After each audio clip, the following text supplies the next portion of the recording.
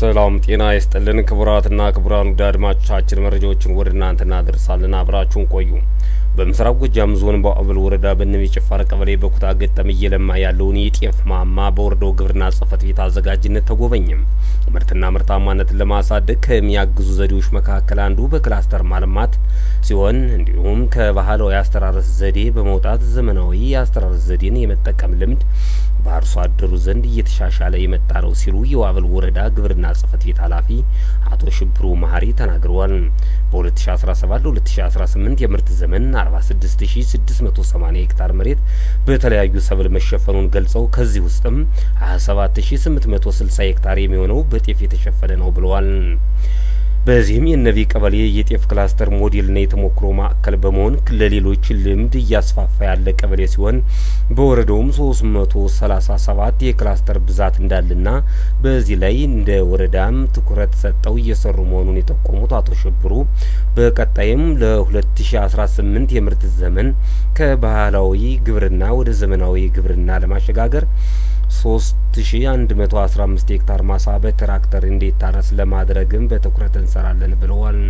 ሽብሩ መሀሪ ይባላል። የአበል ወረዳ ግብርና ጽሕፈት ቤት ኃላፊ። አጠቃላይ እንደ ወረዳችን የተሸፈነ የጤፍ የመደበኛ ክላስተርም ጭምር በኮሚዲቲ ክላስተር ጭምር ተዋቅሮ እየተሰራ ያለበት ሁኔታ ነው ያለው። ወደ 337 የሚሆን የክላስተር ብዛት ያለበትና ጥቅል እንደ ወረዳችን ይሄንን አዋቅረን እየሰራን ያለንበት። ከዚህ በተረፈ ደግሞ ወደ ጥቅል ይሄን ወደ 46680 ሄክታር መሬት ወደ 94680 ኩንታል ማዳበሪያ በዘንድሮ ዓመት ተጠቅመናል። ምርጥ ዘር ወደ 680 ኩንታል ምርጥ ዘር የተጠቀምንበት ሁኔታና ወሰድ ያለበት አንደኛ በወረዳችን ሰፊውን የማሳ ሽፋን የያዘው ጤፍ ነው። ስለዚህ ጤፍን በተሻለ አሰራር በማምረት የተሻለ ምርት ማግኘትና ጤፍን ከምግብነት ወደ ኤክስፐርትነት ማሸጋገር ነው። ስለዚህ ዋናው ትልቁ ነገር በወረዳችን የትራክተር እርሻ ወይም ዘመናዊ የእርሻ ስራ ተሰርቶ አይታወቅም። በአምናው አመት ነው እንግዲህ በ2017 በጀት አመት ነው ወደ 24 ሄክታር በዚች ሞዴል ክላስተር ላይ የታረሰው።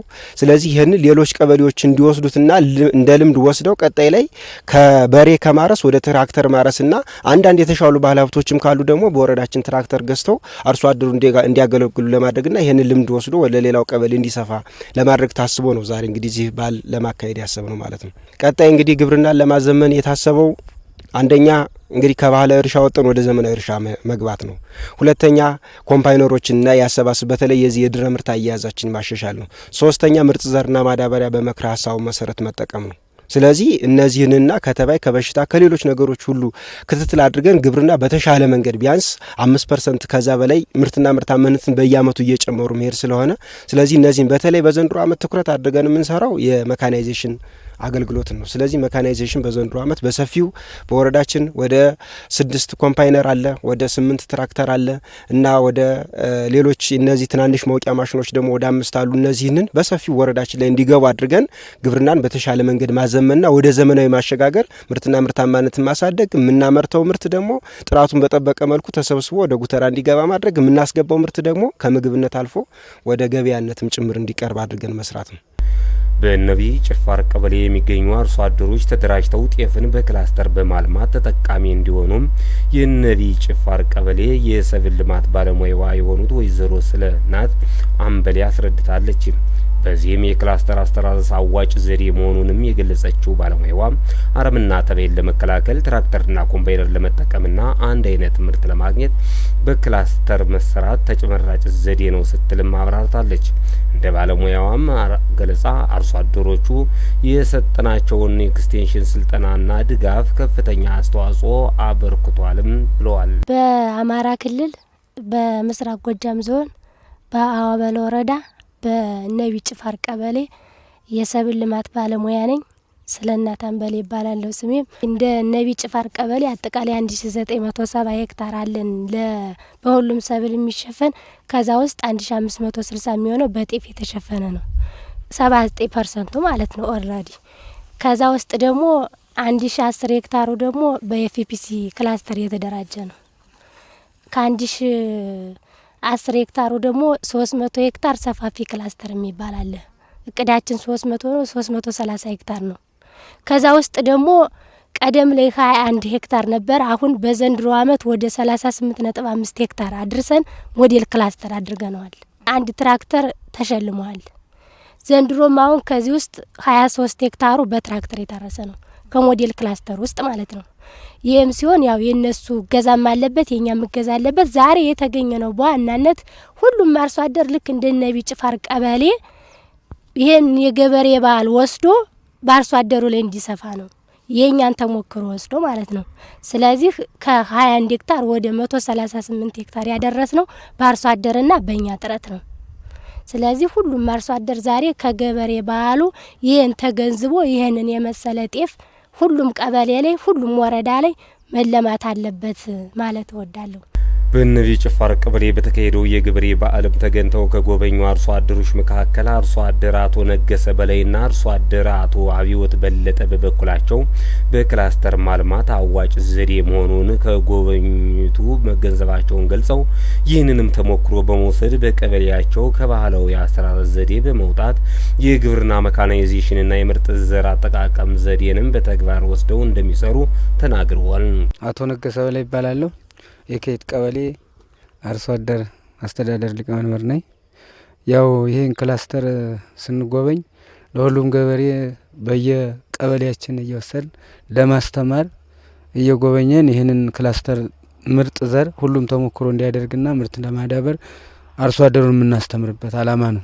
አባወራውን ማደራጀትን በዚህ አይነት ምርትን ለማዳጎምና የኑሮ ውድነትን ለመቀነስ ምርታችንን አዳብረን ሁሉም በህብረት በክላስተር እየተማራ አንድ አይነት ገበሬ እንዲፈጠር የምናስተምርበት ደረጃ ነው ይሄ ጉብኝት። በክላስተር የተዘራ ጤፍ ከጥፍ ጥፍ ትርፋማ የሚያሳይ መሆኑን አበቃቀሉ፣ ቁመቱ በሰው ደረት ትክክል የነበረው የቀደሙ ሙሉ በዘፈቀድ የሚዘራው ጤፍ ጉልበታችንም አይደርስም። አሁን ግን ደረታችን ድረስ ያው እየደረሰ እንደዚህ ሁሉም እያየ እየተደሰተ እንዲህ አይነት አዲስ ነገር እያመጣን በቴክኖሎጂ እንድንጠቀም ይህን ተገንዝቤያለሁ። አብዮት በለጠ እባላለሁ። ከየት ቀበሌ ነው የመጣው።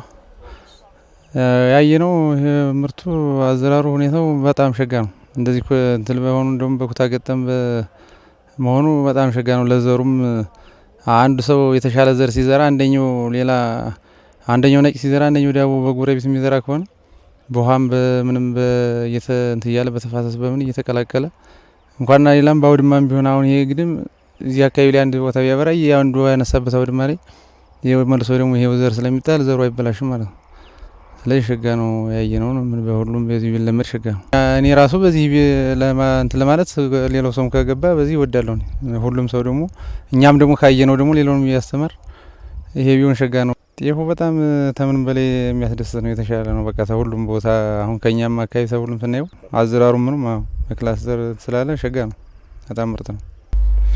የአዋበል ወረዳ ምክትል ዋና አስተዳዳሪ አቶ ብዙን አለሙ በነቢ ጭፋር ቀበሌ በተካሄደው የገበሬ በዓል ተገኝተው በኩታ ገጠም እየለማ ያለውን የጤፍ ማማ ተዘዋውረው የጎበኙ ሲሆን የነቢ ቀበሌ የጤፍ ክላስተር ሞዴልና የተሞክሮ ማዕከል በመሆን ለሌሎች ልምድ እያካፈለ ያለ ቀበሌ መሆኑንም ገልጸዋል። በቀጣይም ከባህላዊ የግብርና አስተራረስ ዘዴ ወደ ዘመናዊ ግብርና ለማሸጋገር ሞዴል በሆኑ ቀበሌዎች የእርሻ ትራክተር በማስገባት ዘመናዊ ግብርናን በማዘመን ምርትና ምርታማነት እንዲጨምር በትኩረት እንሰራለን ሲሉም ዋና አስተዳዳሪው ተናግረዋል። ከየተለያዩ ቀበሌዎች አርሶ አደሮች መጥተው ከዚህ ተሞክሮ እንዲወስዱና ወደ ተሻለ ነገር ሁሉም በተመሳሳይ ጤፍ አብቃይ ወረዳ ስለሆነ በዚህ ልክ እንዲጠቀሙ በማሰብ ነው በዓሉ የተዘጋጀውና አሁን ጉብኝት አድርገናል። ሰፊ አርሶ አደሮች ከየቀበሌው ተገኝተዋል። ጉብኝት አድርገናል። በእርሻ በትራክተር ያረሱትና በባህላዊ በበሬ ያረሱትን የጤፍ ቡቃያ በደንብ እያየን ያለን በዘልማድ የሚታረሰውና በትራክተር ያረሱት በጣም መሰረታዊ ልዩነት ያለው መሆኑን አርሶ አደሩም ባለሙያዎችም ጭምር እያስረዱ ዘር አጠቃቀማቸው፣ ግብአት አጠቃቀማቸው፣ አስተራረሳቸው ምን እንደሆነ ጭምር ያየንበት ሁኔታ ነው ያለ። ይሄ በሁሉም ቀበሌ ከዚህ በዓል መነሻነት ይዘን ይሰፋል ብለን እናስባለን። እንደ ወረዳ በጣም ሰፊ የሆነ ጤፍ አብቃይ ነው፣ ምቹም ነው ለጤፍ። አብዛኛው ከ26 ቀበሌ ሞር 20 ቀበሌዎች ደጋማ አካባቢ ስለሆኑ የዚህ አይነት አፈር ያለው ነው። ስለዚህ ይሄ ወደ ሁሉም ቀበሌ እንዲሰፋ አስበን ነው በዓሉን ስናዘጋጀው። ከዚህ ላይ ብዙ ትምህርት ይወሰዳል ይሰፋል ብለን እናስባለንና ቀጣይ ግን የመንግስት አቋም በተለይ አቅም ያላቸው አርሶ አደሮችና አቅም ያላቸው ነጋዴዎችም ጭምር እየተቀናጁ በሁሉም ቀበሌ ይሄን ሜካናይዜሽን እርሻ እንዲቀጥል ዘመናዊ እንዲሆን እኛ ደግሞ የተለያዩ ድጋፎችን እንደ መንግስት እንደምናደርግ ጭምር ታሳቢ አድርገን እየሰራን ያለው